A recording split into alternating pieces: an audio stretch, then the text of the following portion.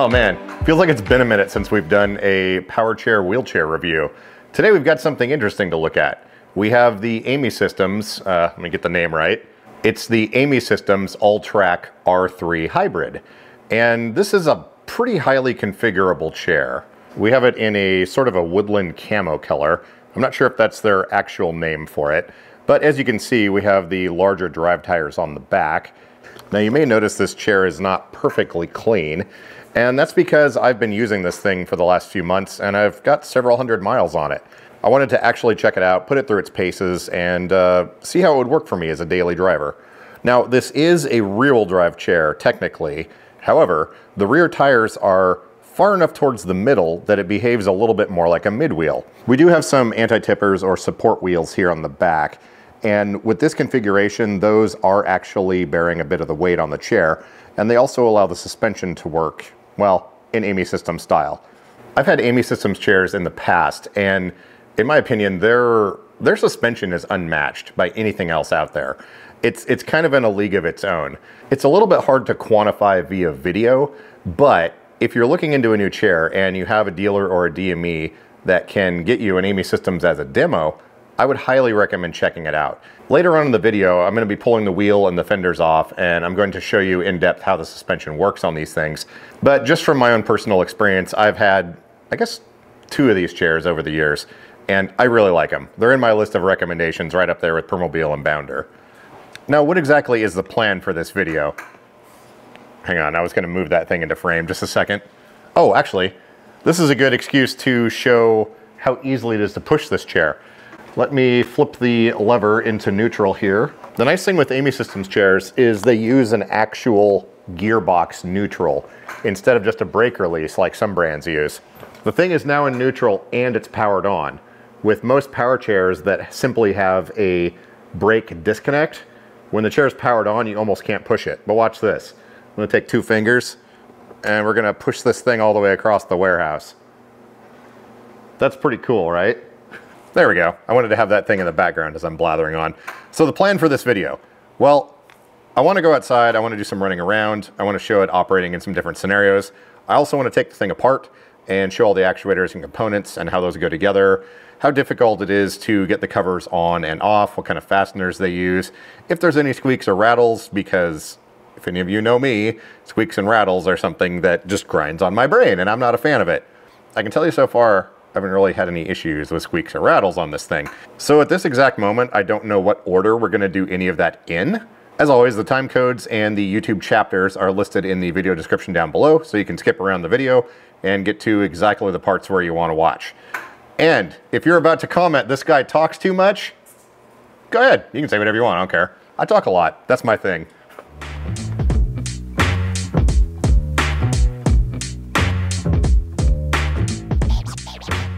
All right, I figured we'd start off outside here, simply because, well, I've been doing a lot of filming indoors and I want to get outside for a while.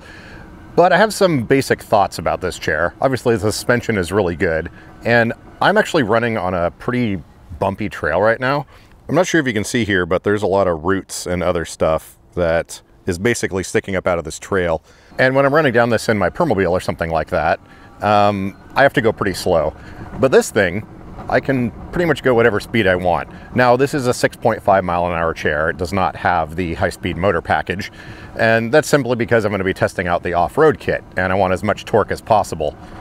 As you probably saw from some of the intro clips, we went through water and mud and a few other things, and that's actually on the same trail here. I filmed that a little while back when we had a bunch of flooding and whatnot. But the idea with that is this trail gets you from point A to point B, and if you're trying to come down here and suddenly it's flooded or there's a little bit of mud and you can't get through it, doesn't do you any good. That's where this chair comes in handy. It can handle pretty much any terrain you throw at it. I mean, obviously within reason, you know, you still gotta slow down for bumps like that and whatnot. Some guy's setting up camp over there. Anyways, while the suspension is very good on this chair, it obviously still has its limitations. This is a power wheelchair, and it's not designed to be like 100%, you know, off-road chair or something like that. But this thing does a lot better than many of the Quantums or Permobils or other chairs that I've had can do in sort of an urban environment.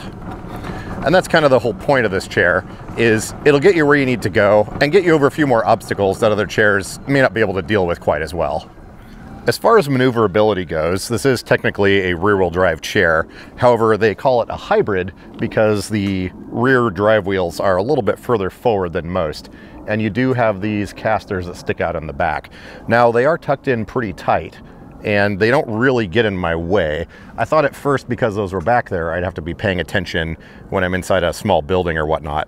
But honestly, I can just turn around next to a wall or other obstacle, and those things really don't get in the way. Now, this has relatively stock programming on it. I did turn up the rotation speed just a little bit, but there's no gyroscope or anything like that getting in your way. So you can basically stop and turn and back up and spin around at, you know, reasonable speeds. And as anybody that has gotten used to a rear-wheel drive chair and loves one will tell you, these things track really well. You don't have to worry about wobbling off course simply because of the way physics are rear-wheel drive. It just gets the job done, and you don't have to focus on making sure you're not gonna go careening off the sidewalk or something like that. But that's pretty much like any rear-wheel drive chair. This one is just biased a little bit more towards mid-wheel drive, which makes it a little bit easier to maneuver in tight spaces. Now, this is a very bumpy trail right here. I'll show you this real quick. You can see by the joystick moving there, there's a root. It's not the smoothest thing in the world, but there's no way I could go full speed on my Permobil in this. Oh, here, let's look at this real quick, and then I will continue my thought about rear-wheel drive. Now, once again, cameras don't always do things justice, but this route right here, there's no way I could get over this in my F3. There's a good 2.5, maybe 3-inch drop on the other side of it. But allow me to illustrate with this thing. I'm just gonna go right over the steepest part. No problem whatsoever.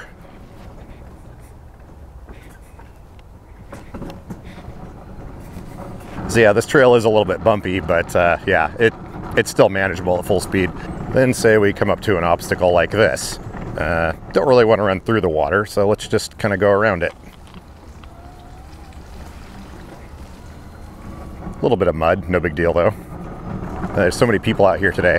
So what I was saying about rear-wheel drive, in the bus where I live, for example, there's not a lot of space. And a rear-wheel drive chair requires quite a bit of maneuvering room to be able to turn around and whatnot. If you use one of those chairs and you like them, you can't imagine using anything else.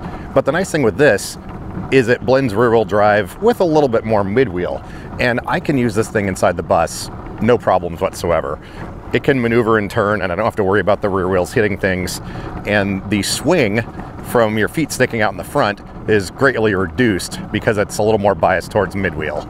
Now, rear-wheel drive does have its other benefits, obviously, and one of those is stability. Going down this hill, if I just decide to stop, the back wheels slide and I come to a stop. The chair doesn't tip forward or do anything funky. I would never do this with my Permobil F3. Absolutely no way. And the nice thing about having those anti-tippers in the back is, yeah, it will wheelie on occasion, but, oh, it takes some getting used to. It will wheelie, but you're not going to tip over. Those wheels will catch you. They're substantial enough, train horns, they're substantial enough to get the job done. Let's do it again here. It's a little bit unnerving to get used to, but this thing is not going to be flipping over backwards. And coming down a hill fast and stopping, that was a full emergency stop there. Completely stable. So there are definitely a lot of benefits to having a rear-wheel drive chair, but the space requirements to use one, hat's crooked, the space requirements to use one inside your house are not something that everyone has available to them. So the cool thing with this chair is it kind of blends the two. You get the benefits and also less of the drawbacks. And yes, I am a little bit biased when it comes to Amysystems chairs, but that's simply because I personally like them a lot. I got one originally back in 2015, and I weighed about 85, 90 pounds more than I do now, and it was really awesome. I liked it. Full disclosure, this chair was sent to me for me to take a look at. Mainly, we're going to be reviewing the off-road conversion kit that it has, not in this video, but that one will be coming up soon. It's not going to take nearly as long as this initial review, but I wanted to get an idea of how this chair works, see how things have changed since 2015, and see if Amysystems is still at its roots what it was previously. And spoiler, Yeah, it is. It's still as good as it was previously. Anyways, let's head back inside and we're going to talk about some of the components on this chair. We're going to take it apart and I'm going to attempt to show how the suspension works, though that's a little bit tricky to do. And because the FTC has interesting rules with this stuff, I will say this chair was in fact sent to me to take a look at and check it out. However, there was no requirements of video, they don't have any talking points, and I have not sent them any sort of pre-approval requests for publishing videos. So everything you see here is in fact my own opinion.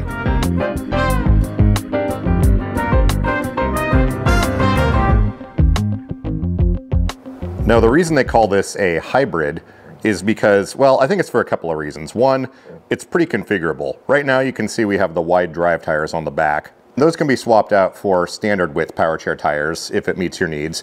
It is a little bit wider in this configuration, but I have not had a problem getting through standard doors or on minivan wheelchair ramps or full-size van wheelchair lifts. They can be a little bit tight with the wider tires, but I'm still able to maneuver on there just fine. And also, I believe the term hybrid refers to the fact that it's rear-wheel drive, but it kind of behaves a little bit more like a mid-wheel drive because the rear wheels are further forward. Looking down here at the back though, you can see we have the two rear caster wheels. We've got the shocks here on each side. Then the battery door is here on the back. We have a little cover right here that goes over some of the actuators for the seating system. This one also, it's covered in dust. This one also has the taillight and turn signal option, or rather the full lighting package. You can see the side marker lights there and then also the headlights up front. Then on the back, we have another cover that has the seating controller, recline actuator, and some other ancillary wiring in there. Everything comes down here in one big bundle that's nice and neat. This one has the CJSM2 joystick. Now this chair is pure RNet or vanilla RNet, whatever you want to call it. It is stock PG drives RNet controls with a 120 amp controller. Then up here on the front, we have an additional cover and the main 120 amp RNet controller is underneath this cover. You can see our motors right here and the wire going down, and it goes down into that cover to where the main controller is. Now this chair was specifically configured for me so I could use it as a daily driver. So I've got my ride forward cushion on here, and I didn't get it with the side guards, so I just wound up putting some of the older style Permobil leg guards on here. So if you get side guards on this chair, they're not going to look like this. Then also we have a fairly deep matrix wraparound backrest here. If you slide your eyeballs all the way down in here, you can see it says Matrix Elite. As far as seating system attachment goes for the backrest, they're using the vertical cane setups here, and this allows you to put almost any seating system you want on the chair. This is pretty much the industry standard when it comes to mounting seat backs and other positioning systems. So with the Matrix E2 Deep that's on here, it's able to use the stock mounting brackets and hardware that clamp around the vertical cane, and you can position it up and down and in and out and pretty much any way you want. Way back when I got my first Amysystems chair, I believe it was 2016, somewhere in there, I did weigh a lot more than I do now, but at the time they had sort of cantilevered armrests and they were making some changes to it. This chair comes with the single post support, sort of waterfall style hinging armrests. As you can see, they just go up and down like that. But the changes they've made seem pretty cool. To release this arm, there's a very large double-sided little plastic paddle you push here, and all you do is push on that and the thing pops right out. To get it back in, you just sort of line it up. There you go, you can see it fell in on its own. So pretty easy to get these up and out of the way. If you have limited hand function, you can get your hand or your arm or whatever on here and basically pull up on the thing. Man, there's dirt all over this thing. You can see the bottom here is sort of a rounded plastic alignment thing, and it just goes right down into here, like so. And a tiny bit of pressure up here, clicks right in. Now it's not going anywhere. And of course the height is adjustable up here and back here as well. That is one thing that can be a little bit annoying on Permobil chairs. Their seating system is not particularly standard. Like, you can mount aftermarket backrests on there, but there's some compromises, losing seat depth and all that. So it's really nice to see this with a very standard setup that can accept almost any seat back or seating system that you need to use. And then we have one of my favorite headrests on earth. I don't know who makes this, but Amysystems is the only place I typically see these. It has kind of a cool mechanism here, and it uses these sort of bicycle wheel, half-turn, friction, I don't know, whatever you call those. You pull the lever and you can adjust it. So you can get your headrest adjusted just the way you need it without using tools. But in my opinion, I kind of like this design and how they look, and you can kind of move them in any position you want there. Also, in most of the positions with this, you can keep the headrest from sticking way out beyond the back of the chair and beyond the push handles and all that. Now, on a chair like this, I don't mind having the push handles simply because it kind of protects this back cover. The rear wheels do stick out a little bit further than all of this, but on my previous Amysystems chairs, I left these on. Typically on other chairs with vertical canes, I like to cut these off just because I don't want people grabbing them and trying to push me around or whatever. But yeah, back to the headrest though. I like the way this looks and functions better than a lot of the other ones, because typical headrests are just going to have like a straight bar coming out back and then a bar going straight down. And I don't know, it's one of those things. If you need a headrest, you just kind of have to get over how they look, even though a lot of them look pretty stupid. But anyways, I retrofitted one of these on my Quantum Forefront back when I had one of those. As far as seating functions go, we have all four on this chair. We have recline, we have tilt, we have a power seat lift, and we have power articulating legs. Now, one thing to note with many of the Amysystems chairs, if you do get the seat lift, it's going to raise your floor to seat height just a little bit. I haven't actually measured yet, but I would venture to say 1, maybe 2 inches when the seat lift is in the down position. Looking down here, you can see we have the frame of the chair that's integrated with the tilt mechanism, and then the seat lift is stacked on top of that. Not necessarily a deal breaker, but if you're someone that does a lot of chair to floor transfers, or you have everything in your house set up at a very specific height, and 1 or 2 inches may make a difference, it's just something to keep in mind. If you order it with a seat lift, when the seat lift is down all the way, the chair is going to be just a little bit taller than it would be without it. Now, the other cool thing with this chair, like I was saying earlier, is it's highly configurable. We can change those tires on the back, we can put on normal ones, we can put on wider ones, but this chair also has a kit that allows you to convert it into more of an off-road chair. It basically extends the rear caster arms out a ways and replaces those small casters with much larger ones. And in that configuration, it behaves a little bit more like an off-road mid-wheel chair. It'd be something maybe a little more akin to the Frontier V6. Now, I do have that kit. I have not yet installed it. The plan is to use the chair, get a few hundred miles on it, which I've done, and make the review video, which is what I'm doing right now. And then after that, I'm gonna make a video showing how to install that kit, or at least the process of it. And then I'm gonna do a bunch of running around in sort of all-terrain areas and see what kind of difference it makes. Also, if you play power soccer, they do have a power soccer guard kit for this chair.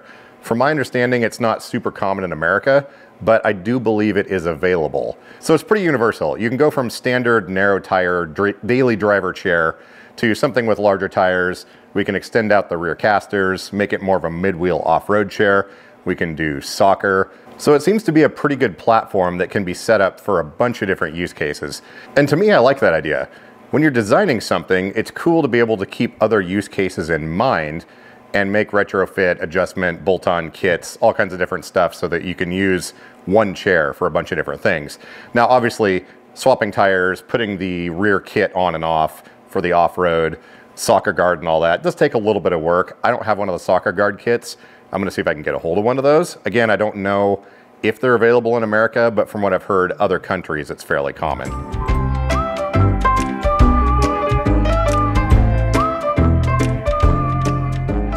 Now, I'm sure the next question on everybody's mind is, what is the range like on this chair? Well, here's the thing. If we're talking about complex rehab chairs, you know, Quantum, Permobil, Amysystems, all those different brands, they're all basically going to be the same. It comes down to the size of the battery. Now, we're still using the old school lead acid batteries, or AGM, or whatever you want to call them. There's a bunch of different subtypes, but pretty much any power wheelchair is going to be using a deep cycle AGM battery. And they all basically get the same range. There's 3 main sizes that most chairs come with, starting with the smallest at group 22, which can be 45 to 55 amp hours. Then we move up to group 34, and those are typically around 60 amp hours. And then when we get up to group 24, they can be anywhere from 70 to 85 amp hours, depending on the brand. Now, different manufacturers have their own versions of batteries. I always recommend MK Power. They're kind of the industry standard for power wheelchairs. But Permobil, for example, has their new batteries that use the Volt Pro system. Quantum has their Interceptor batteries, and this Alltrack R3 has its own batteries that are branded from the manufacturer as well.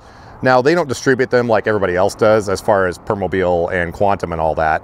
But the short version of the story is, if your chair has Group 22 batteries in it, you're going to get somewhere between 4 to 6 miles of range, maybe up to 7 or 8 miles, depending on the user weight and the chair configuration. But if you have Group 34, you're going to get somewhere between 9 and 11 miles on a charge. And if you have Group 24, you're going to get usually a minimum of about 12 miles, maybe up to 14, half a mile, maybe 1 mile more. I've never seen more than 15 miles on a charge with a chair that has Group 24 batteries in it. There is a bunch of different new chemistries and whatnot that they're using. At the roots though, they're all still lead acid batteries. They have the nano silica gel, which works a little bit better.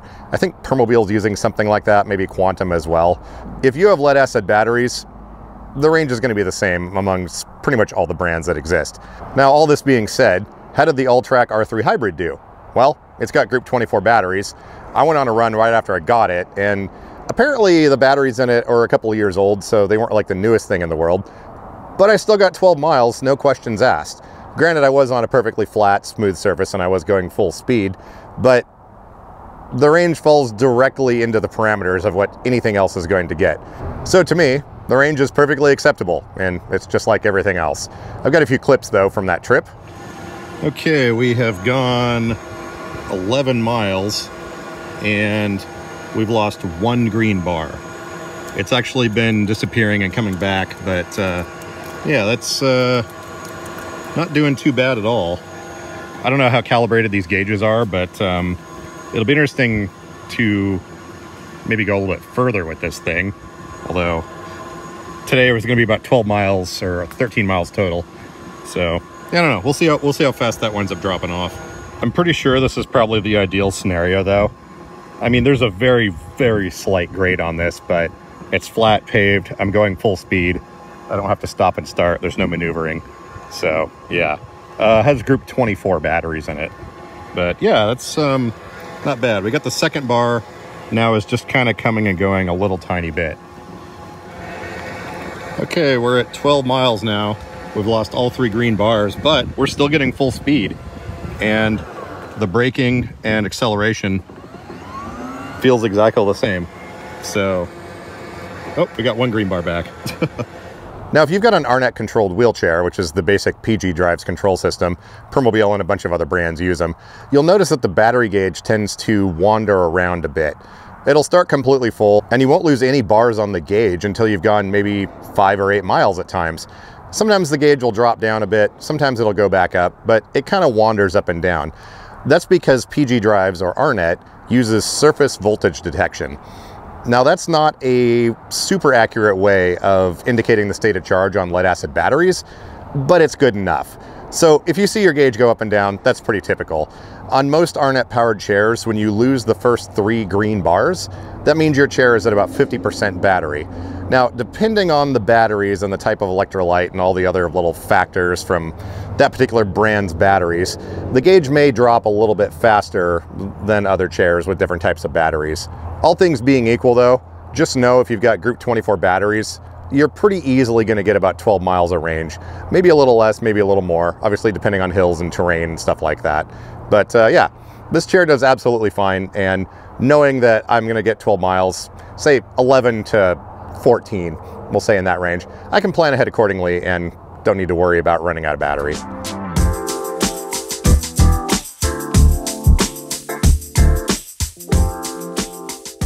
Next up, I'd like to pull the covers off the chair and take a look and see what's inside there. Now, this rear cover, and actually most of them, well, this one and the one on the front in the bottom, they don't use a latch anymore. There's sort of a tab with a metal tab going through a slot in the plastic. So if we look right here, you can see there's a little metal tab sticking up, and there's one of these on each side. So to get this off, basically you just pull up and it kind of pops loose. Same thing on the other side. Whoop. And then it comes off fairly easily.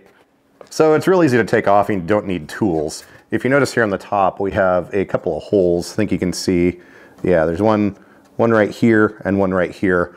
Then on the bottom, there's also a series of holes. Only the center two on the bottom are actually used, and the ones on the top as well. Putting it back on though, I think you line up the top so the tabs go through. Then you just kind of feel the bottom ones. And those kind of snap back into place. Getting it off though, I think pulling from the top is a little bit easier because you can get some leverage on it. And just make sure you have a hold of it because it just comes right off. So taking a look at what we have in here, once again, everything is very dark colored and it's very white in here, but we have the recline actuator here. It connects to the top of the seat and you can see the actuator goes down here. Now, need to cut those tags off. But yeah, actuator comes down here and connects to the seat base. Goes up here and connects. Right here we have the seating module. This is, it says EBX on it. It's an RNet seating controller. I have not seen this particular model before.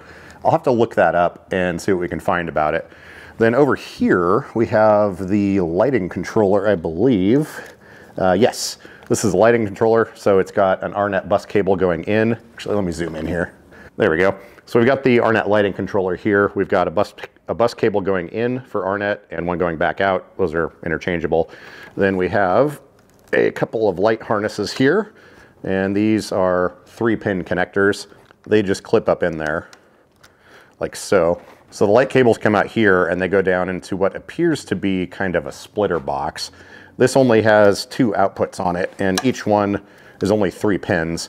So I'm assuming what they're doing here is running those down into this box, then there's cables coming out.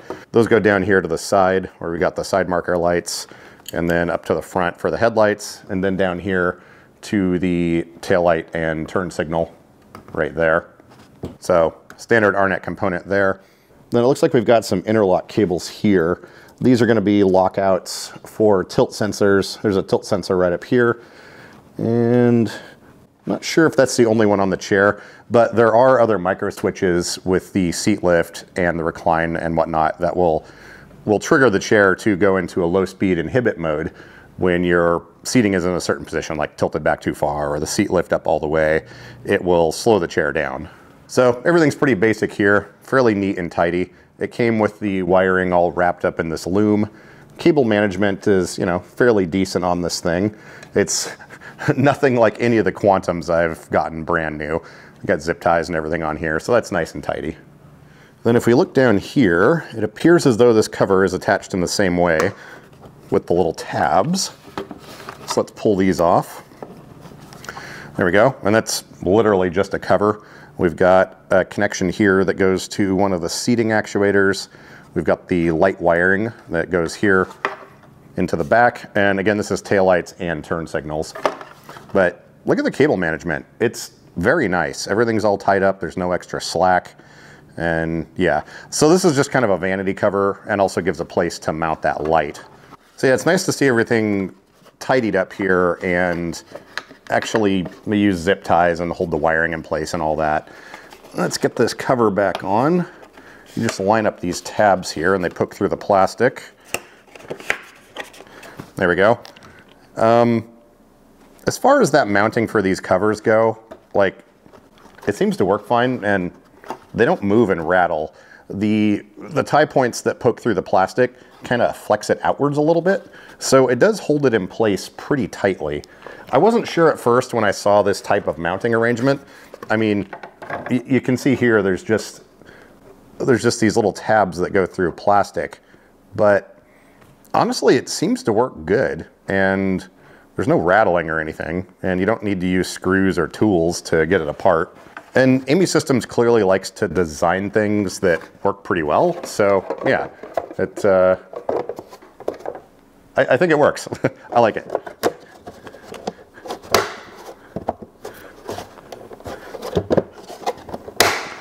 And snaps back in place. You can see it's nice and solid. The only rattling is from the suspension on the chair, but yeah, fits in there nice. Let's go ahead and spin this thing around and we will hop down on the floor and take a look at the front cover that has the main power controller in it. So yeah, the chair does still move while the seat lift is up, but it is slower than normal, which, you know, is kind of a safety thing that you would probably want anyways. Okay, here we have our front cover, and I'm pretty sure this attaches the same way because I inadvertently knocked this off of here once, but that was because of the wheelchair lift in the bus. I'm just feeling around here. Yep, there's still tabs on the bottom. Oh, yeah, just kind of pull. I think, oh, yeah, so I did actually damage this one tab here. This isn't something that would normally happen, but if any of you are familiar with the bus that I live in, the wheelchair lift on it wasn't really designed to be on that thing, and the bridge plate kind of pokes up and grabs at things. I've since fixed that, but yeah, we've got a single slot here on the top that it mounts to, and then it looks like, yeah, there's 2 tabs here on the bottom, so it's going to use these outer 2 holes here. Yeah, I broke that, but as you can see, it still holds on there. There's a little piece of metal in the front here. This is just for, you know, vanity purposes or appearance. It's got 2 rivets here on the bottom that hold that on, and then there's like some tabs that just go up here into the plastic. Now this does rattle a little bit. I think you can hear that. So this is something I would probably, well, it's riveted on there. So what I might do is get a little bit of clear hot glue and just put, you know, a couple of beads right by these tabs here, maybe in the corners where you can't see it. And that's gonna keep that rattling to a minimum. Not a super big deal, but you know me and rattles. Not a huge fan. And down here we have our 120 amp PG Drives RNet controller. And once again, cable management is superb. There's cable ties right here holding this cable on. Comes down, we've got the motor on this side. There's a little cable tie right there. We've got our main battery connection here. They've got weather boots around every single one of these, which is nice. Don't always see that on some brands. There's a little inhibit pin here. This is used on different chairs. Actually, that's the charging port, but sometimes it's used for different inhibit purposes. So that's down there. We'll just plug that in and leave it alone. Got our other motor cable down here, also tied up nice and very solidly mounted. The battery box on this is steel, big piece of metal, and this is attached directly to it. So we have our cooling fins here on the front, mounted vertically, of course, so, you know, heat can go up there. But then the back of this thing is also where a lot of heat is generated as well, and that's pressed up firmly against this huge piece of metal here. While there are no actual vents in this cover, the way it mounts on here is not completely flush. There's enough gaps to let air get through there, but these things aren't going to get hot enough that you're going to need a fan to cool them or anything like that. But in this situation, it's good. We've got plenty of airflow coming around here. It's mounted vertically, so, well, it's mounted horizontally, so the cooling fins are vertical, and then the whole thing is attached to a giant piece of metal. So I think that should be good. As far as getting this back on here, since I've already kind of broken it, let's see.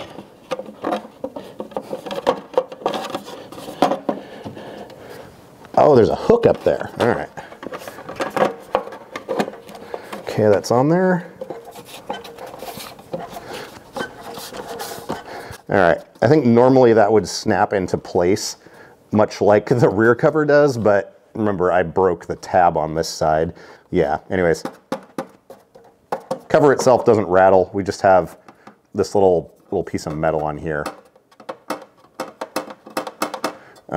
I'll probably wind up, you know, putting a little dot of hot glue on each side just to hold that. But yeah, once again, very tidy. Looking over here at the side of the chair, we've got the purple grow lights up there kind of illuminating in the background, but we've got the seating system here. And once again, the theme for this thing, cable management. We've got zip ties there. Everything is all tied up super nice and tidy. More zip ties here. Our cables that come down from the top are on a little metal bracket that's hinged in the middle.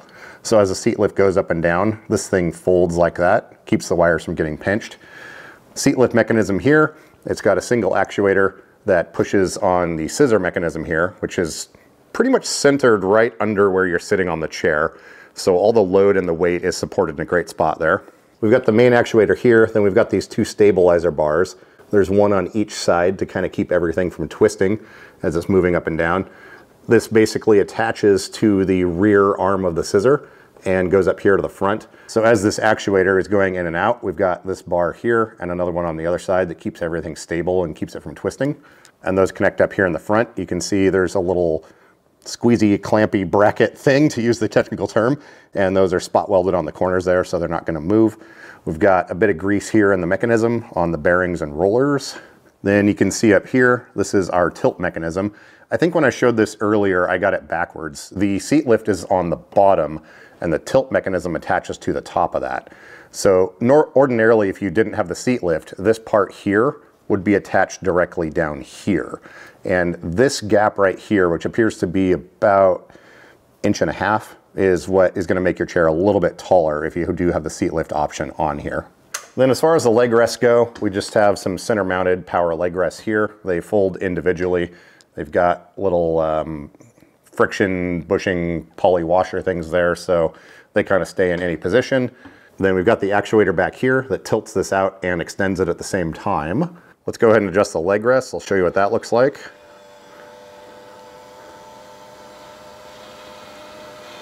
I'm going to stop it here halfway so you can see, but we've got a fairly complex yet simple mechanism here. It's sort of a double scissor bar arrangement. This is kind of similar to how Motion Concepts does their power leg rests, but it's very solid. Even when the thing is partially out, so this movement is actually the chair moving, but everything here is very solid halfway out, and there's no twist in the foot plates at all. So let's keep going here. So you can see they go out and get longer at the same time.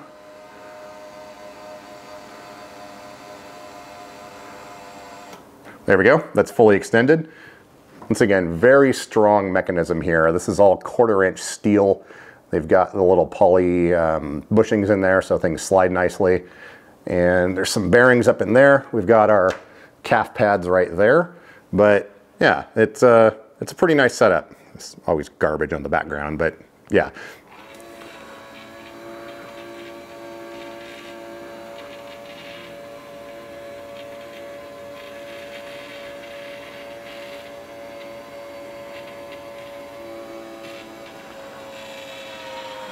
And there we go, down all the way now. I have a pair of the older Amysystems power leg rests over here. I'm going to show you those in just a minute. This is far superior to what they were using before. Those old ones, I couldn't stand them, but these ones are great. I think I keep punching the microphone. While we're down here though, let's go ahead and see, I can't really see this. I'm going to use the camera. Let's run the seat lift back down and I will show you the tilt mechanism while we're still on the floor. Okay, there, seat lift is down all the way. Let me activate tilt here and I'll show you that. So our seat lift mechanism is here. We saw that just go down, but if I actuate the tilt, you can see that as this top module here. Now the way they have this set up is pretty interesting. Our tilt actuator is right here, but the way it works is the entire actuator kind of moves out. So check this out. There you can see that moving forward. So there's kind of a big sled right here, and there's a bunch more of these rails, and this actuator basically forces itself out. And as it does that, it cantilevers these arms to pick up the front because the space is getting shorter, and the rear slides forward on these little bars that I think you can barely see down there. Then once again, we've got the tracks up here with a bunch of grease in there, and works very smoothly, seems to have quite a bit of torque.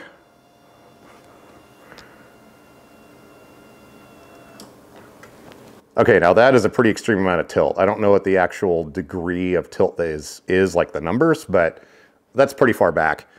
But yeah, again, you can see this actuator kind of sticks out here. It's an interesting design, but it works very well. Very smooth, seems to be powerful. With the chair being empty or with me in it, it works at about the same speed. And the motor doesn't sound to be laboring or anything like that.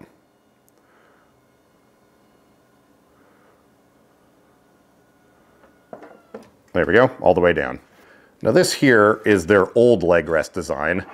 I had temporarily adapted it for use onto another chair with this bar on top and everything. But this one, the foot plates were just center mounted and they bolted on this single bolt right here. Well, actually two of them, but the bolt is in a line. So that kind of yields a lot of movement in this direction with the foot plates. I like to use my feet on the foot plates to push open doors. And I found with this chair, when I got it years ago, like once again, this is the old setup. If I tried pushing open doors with my feet, it would bend the foot plate and it would kind of rotate left and right. If we look at the back here, we can see they just have a single actuator here It seemed to have decent power, but the way the mechanism worked on it was not nearly as robust as the new one is. And these plastics and stuff kind of rattled as I was running around and whatnot. So it's great to see them making improvements. This new system is light years better in my opinion, and like I said, it's similar to Motion Concepts, and I really like Motion Concepts seating.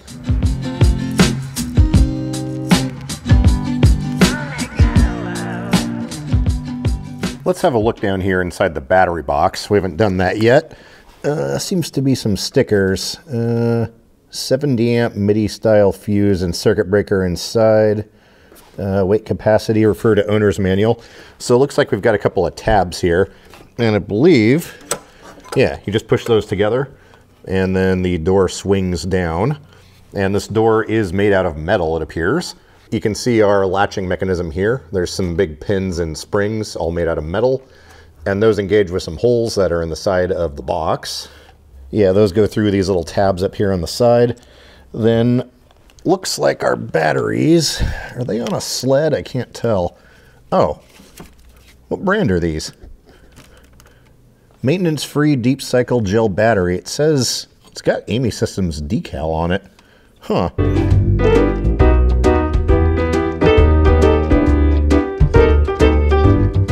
Our main connection up here though comes apart like that.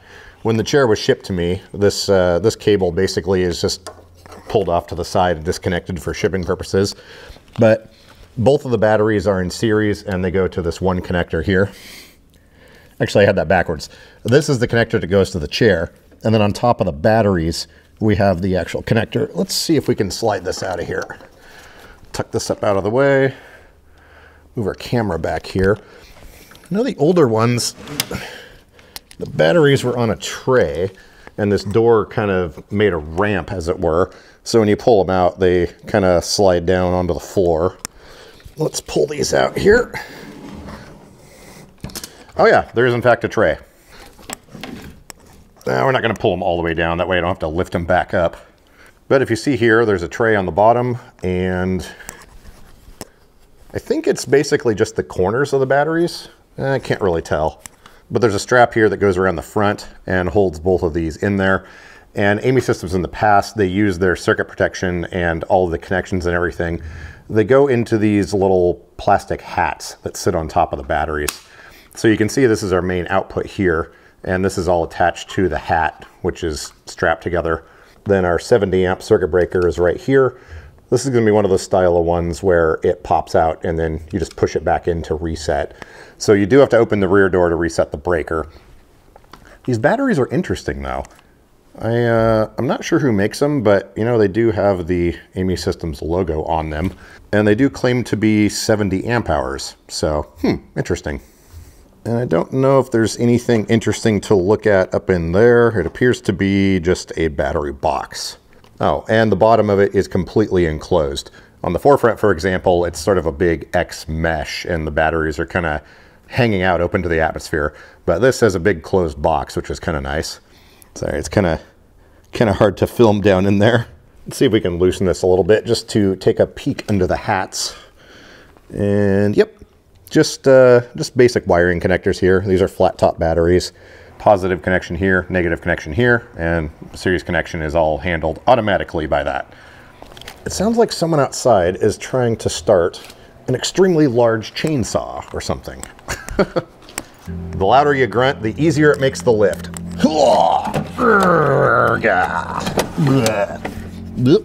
Handle folded up. Okay. Batteries are in there. Then we've got wiring diagrams down here. They do still make a narrow version of this chair, and apparently it's narrower than the Stretto is for the power base, but you can see here option group 22s. Anyways, they do have a version where the chair has the batteries in here lengthwise. My older Amysystems was actually like that, but this one is in here widthwise. Just random whatever. Oh, we should probably plug this back in. Oh.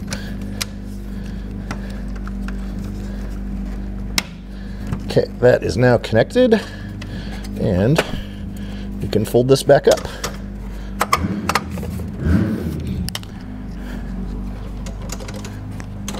And there we go, it's latched.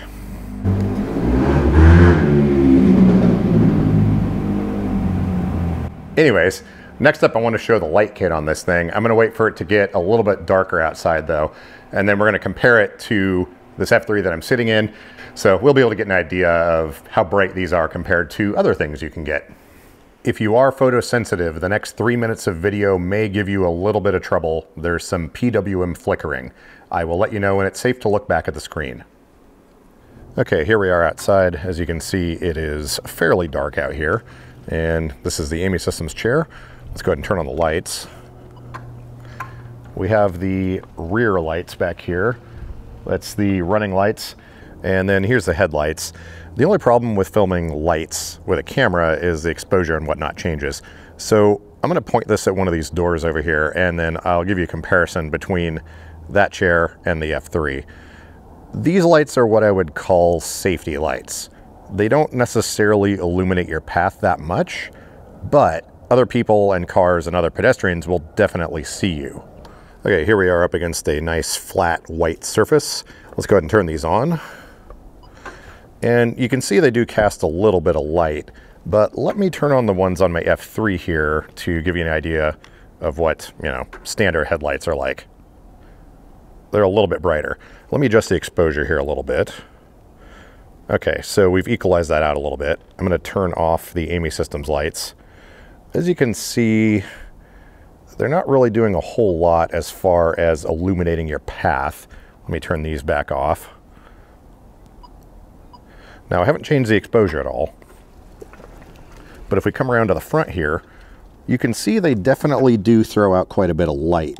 So people will see you, but they're not really going to necessarily illuminate your path that much. Let me go ahead and turn on the turn signals here, actually just the 4 ways. So you can see we've got the side marker light there, and then we have the yellow lights that appear there on the back, and then the other marker light over here.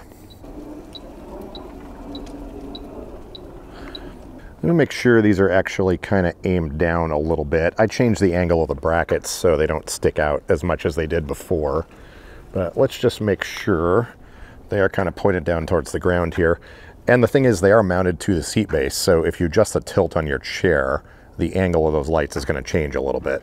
Okay, so we got this thing tilted down all the way. Go ahead and turn these on. You can see there's a little bit of light, but once again, compared to the F3, these actually have a fairly significant beam pattern. Let me turn these off.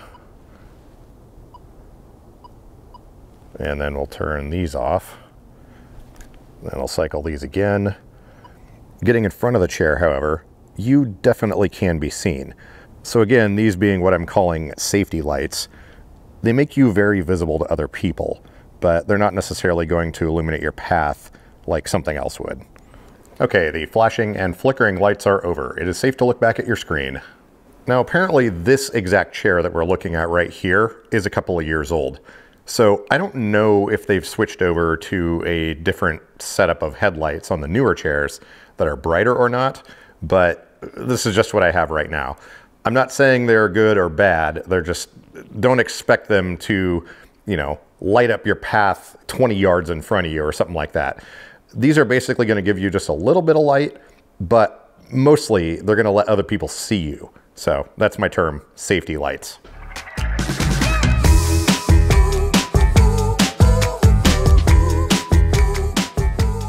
Let's go ahead and pull this wheel off, and then we'll take the fender off, and I'll show you a few things underneath here. Now, the neutral levers on this chair are actual gearbox neutrals, which means when you flip this lever, it physically disconnects the gearbox from the motor and the wheel. So this is now completely free spinning. On a lot of chairs, like Permobiles and a lot of Quantums, for example, all it does is disconnect the brakes. So to get the chair to push and turn, you're still turning the entire motor, the gear set, and everything else. But the nice thing with neutrals is look how easily this turns. So if you do have to put this in neutral and push it around, it's significantly easier than other styles of chairs that only use a brake release. And all you do is turn this lever right here to do that. And now it's locked back in. So let's get this wheel off of here. And they're using these pretty nice automotive style lug nuts on here, and they do have caps on them. So something random. They're chrome and shiny. Again, these are the larger tires. You can put typical power chair tires on here that are maybe about half this width. But the way this thing was ordered for me was the giant tires. Now to get the fender off, there's 3 screws. There's 2 right here and another one up front. I'm gonna pull this front one out of here first. It's right up here. A stubby screwdriver would probably be a better option, but I don't have one here on the floor with me, so we'll just use this giant one here. And that just goes through the plastic and into a bracket on the other side. Just kind of a standard Phillips screw. Yeah, color's all blown out, but screw and washer. Now I did notice when I first got this, there was a little bit of rattling with the fender. Now the front screw's out, so that's kind of cheating, but it was kind of rattling just a little bit. Let me get these rear 2 screws out and I'll be able to show you the spot where it's rubbing up front there. It wasn't very loud at all, but something I would probably fix. But basically right here, where this piece transitions from over the top of this bar down to the side, right here, there was a little bit of rubbing. If we get in here good and close, you can see the mark right here. There's a little bit of wear on the paint. It mostly rubs right off, but all you have to do is get a little piece of Velcro or something like that, like the soft side of Velcro, and just put it right there, and we keep that from rattling. It's basically just this transition point right here that was rubbing, just right on that edge. Again, not a really big deal, but to me, any little rattles that are easy to fix, I like to take care of them. Here's the inside of the fender. It's a few different pieces of plastic that have been fused together. And unlike the Permobiles, there's no gaps between this plastic. There's some sort of adhesive, or it looks like they were maybe heat staked on there. Yeah, it looks like they're heat staked with a little bit of glue maybe to hold these pieces together. And even this part up front here, that's a completely different type of plastic, very firmly attached. You're not going to get dirt or anything inside there like you would on the Permobiles. That seam is just perfectly smooth, and I would say is like watertight as far as getting dirt and stuff in there goes. But you can see I've done a lot of running around. There's a little bit of dirt and stuff in here, but the fenders do their job pretty well. Now, obviously, with the super wide tires on here, these fenders are only going to cover about half of the tire. So if you have normal power chair width tires on here, they're going to work a lot better. But you know, I don't run around in pouring rain and stuff and have rooster tails of water and dirt coming up. But just something to note, if you have the regular tires, they will be pretty much completely enclosed, but the wider ones, not so much. Again, keeping with our theme of cable management, everything is nice and tidy down here. We've got our main motors, we've got our main drive motors here. They have a big, like, what's the word? Not RF choke, but ferrite choke. Yeah, big old ferrite choke in there that the power wires go through. We've got a giant zip tie here that's holding the cables in place. So they come out, loop around the back, and then up to the front and under the front cover. Then the motors are bolted on to this front arm right here. There's 6 bolts with lock washers. And then we have the rest of our suspension components back here. Now, it's a little bit difficult to illustrate how the suspension system works. Sitting here on a jack with the tires off the ground, you can't really get an idea of everything. Because if I push up on this right now, that's not actually how the suspension normally works. I did film a demonstration of this earlier on, so I think we're going to cut to that. And it's a little hard to see, but I explain how this all works and how the suspension system on this is far superior to anything else I've run across. At first glance, it may look like the shock absorber is only for this rear caster, but that is not the case. Check it out. Okay, so we've got the chair sitting here now, and I've got just a couple of random trailer hitches and a block of wood here, but this simulates being able to see all this with the wheel on the chair. But as you can see, the jack is not holding the chair up, and basically we're sitting on the rear, center, and front casters. So to illustrate how each of these work, it's actually genius. No matter which one of these wheels you lift up independently will compress this shock. Now the back is fairly obvious. Our swing arm pivots down here, and the shock is mounted directly to that, which goes up to the frame. So if we lift up on this wheel, you'll see the shock compress. No big deal. That just pushes the thing up, flexes our linkage, and you can see the shock compressing. Now, because of the pivot point down here and the drag links, and also the fact that this rear caster is being supported by the ground, if we lift up on this, it will also compress the shock. And that's the beauty of this system, is it doesn't really matter. You could be sitting on top of a dome, but as long as these two wheels are on the ground, you're still going to have the same amount of suspension because it all gets transferred into this. Let me show you here. Now, majority of the weight of the chair is sitting on this, so I'm not going to be able to move it as much. But keep an eye on this shock and the rear mechanism here. You can see that it's kind of forcing the mechanism backwards through this link, but it's also compressing that shock. Ow. Safety. Okay, now let's move to the front one here. It's got quite a bit more mechanical advantage, but lifting up on this basically rocks the entire motor, which pulls this rear mechanism that way, and it's stabilized by our drag links here, but it still compresses that shock. And as you can see, the drive wheel and the rear caster wheel are still very much on the ground. Now, there's a lot more mechanical advantage with this front, so it's not compressing this nearly as much, but the fact remains we're still sitting on sprung suspension. Okay, I think I've come up with a way to kind of show how the suspension works here. I've got a few of these little inflation bags, these things here that you squeeze and fill with air, and they lift. So what we're going to do is basically lift each one of the tires up about an inch or two, and then I will use the video editor to adjust the speed, and you can kind of see how everything works here. Now, this rear caster wheel, you can lift this, well, you can kind of lift this by hand, so we're not going to do that one. But let me go ahead and inflate the drive tire, and what you want to notice is the angle of this front arm, and then also what this rear caster is doing. So let me pump this up, and then once it's all the way full, I will deflate it, and I can kind of play around with editing and show how this works.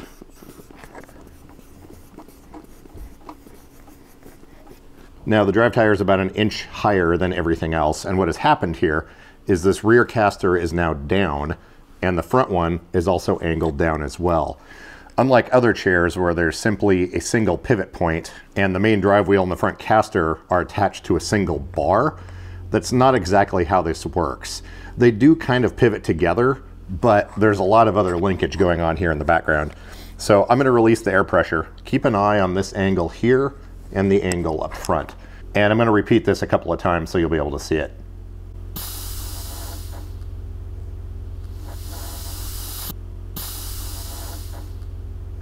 Now let's go ahead and do the same thing with the front caster. Okay, we're about an inch and a half off the ground here. We'll release the pressure and then we'll repeat it a couple of times.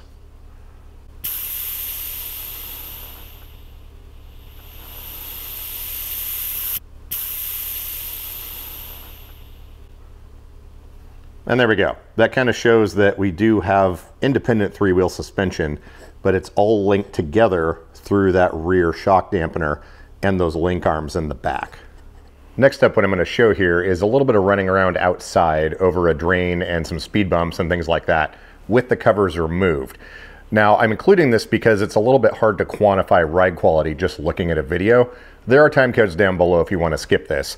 But what you want to keep your eye on is the green bar that the motor and the drive wheels are attached to versus the black box, which is the chassis of the chair. The suspension is going to move a lot more than the chair is because the idea of suspension is to remove the vibration from the road and bumps and things like that from the chair itself. So take a look at those two different things in a few different scenarios, and you should be able to see that one of them is moving significantly more than the other.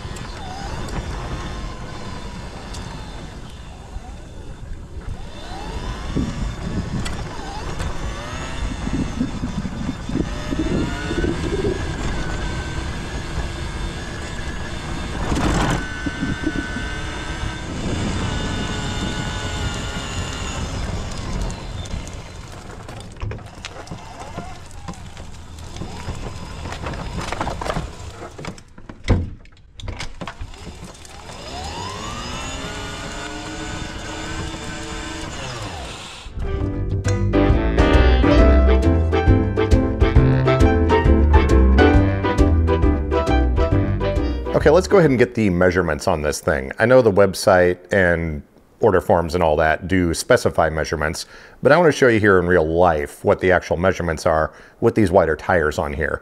There's a couple of factors that kind of come into play with the footrests and whatnot, so let's take a look. Okay, let's start off with the overall length of the chair here. Now, the only issue is the seating can be adjusted and there's a few different footplate options. So I'm going to give you measurements with and without. We've got a straight edge here on the back going between both of the rear casters, and I've hooked the tape measure on that. Then if we come up front here and take a look, we're right at about maybe 46.5 or 47 inches to the leading edge of the footplates. But if we take those out of the equation, we're at about 36 inches. Now, depending on how the chair is set up, the seating can be moved further back a little bit. Your tilt angle might adjust it. You might have larger or smaller footplates. So there's a few little factors there that could change things a bit.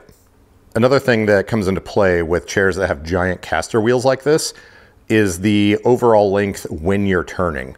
So what I've done here is I've turned the rear caster wheels sideways. We've set our straight edge across there. And then our front wheels are also turned sideways. So with this configuration, we're down to about 33 inches to the front casters and maybe about 43.5 for the footplates on the front. So turning radius is a little bit different than the overall length of the chair. As far as width goes, with these extra wide tires on the back, we have our straight edge along that tire. Then if we come over here and look, we're right at about maybe 28.5, 29 inches, somewhere in there. I should probably have another straight edge out here, but it's somewhere right between 28 and 29 is where the edge of this tire is at. Now, if we compare this to my F3, which the widest point is the tires, we're right at about 25 inches on this chair. So realistically, there's only 3 more inches of width. And the interesting thing with that is if you put normal width tires on here, I think this thing is going to be about the same width as the F3. Just for completeness, let's compare the overall length of my F3, including the footplates. And we're right at about 45.5 inches to the front edge of those, and maybe about 38.5, 39, somewhere in there for measuring without the footplates. Now on this chair, there is a bit of room to move the footplates back a ways if the seating depth was a little bit shorter. Same thing on the Amysystems, there's some room in there as well. So that's why I say the measurements on the website are not always going to tell you the entire story. There's a bit of variability with everything. Now this is kind of a difficult shot to get because I'm kind of sitting here on the floor, but we've got the F3 and the Alltrack R3 Hybrid here sitting next to each other. You can see the back caster wheels are lined up. Then if we come over here and look in the front, you can see that we're pretty close. There's a little bit of an optical illusion there simply because I'm using a wide angle lens. And typically I run around with a little bit of dump angle on the F3. So that's going to basically pull those footplates out a little bit. But in all reality, these chairs are not that much longer than each other. Seeing as how the seating and everything is customizable, we won't measure the width and depth and all that. These chairs can be ordered to pretty much any spec you want. But I'd like to show you the floor to seat height with this one that has the seat lift on it. Because I was saying earlier, the floor to seat height is affected by having a seat lift. So you can see here, we are right at 19 inches to the seat pan from the floor. And that is tilted down all the way, so the front of that is going to be as close to the floor as I can get. Seeing as how we're comparing things, I've got my F3 here. I'm just tilting it down right now. There we go. Let's take a look at our floor to seat height on this thing. And we are at 17 inches. Now, I haven't looked at the order forms and everything for this chair, so I'm assuming you can get it set up with different seat heights, but this exact configuration that I have right here, 19 inches. Now, obviously your cushion and whatnot is going to affect that, but yeah, it's 17, 18, 19, math. It's 2 inches higher than the F3 I'm sitting in right now. So that's not too bad, really. But again, I'm sure you can order this in any configuration you want. They've got narrow base chairs. They have the bariatric chairs, like the HD ones. They also have sort of a mid-grade that's between the typical chairs and the HD chairs, or at least they used to. But anyways, I'm gonna put some links down below to all of the different chairs that they have and some of their order forms and things like that. So if you've got a Permobil F3 right now and you're already used to it and the length of it fits in your house and your car and everything like that, stepping up to one of these Amysystems chairs is not really going to be that much different. Just the way they maneuver, you know, being front wheel versus rear wheel drive. But honestly, like I've been saying, this thing behaves a lot more like a mid-wheel drive, but it has the benefits of rear wheel drive. So anyways, there's my comparison between the two chairs.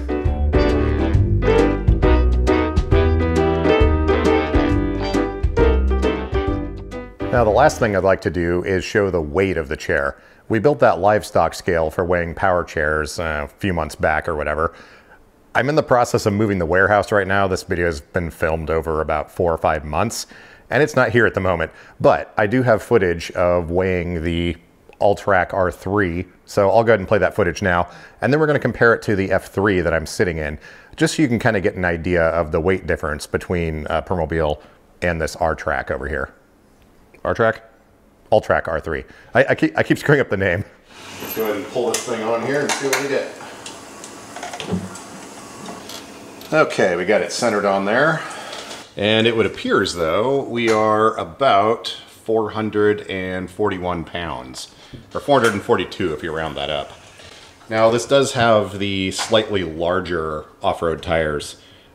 They shouldn't add too much weight really, but yeah, with the full seating package, 4 power functions, Amylior Alltrack R3 Hybrid, 442 pounds.